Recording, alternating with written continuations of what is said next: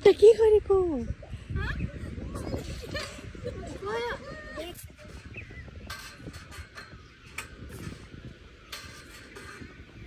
यता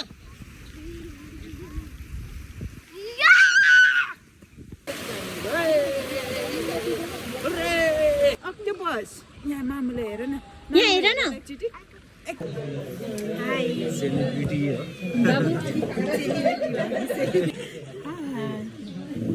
विवास बाबु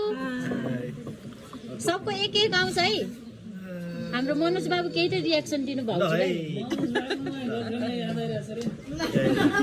विवास बाबु ल जिजु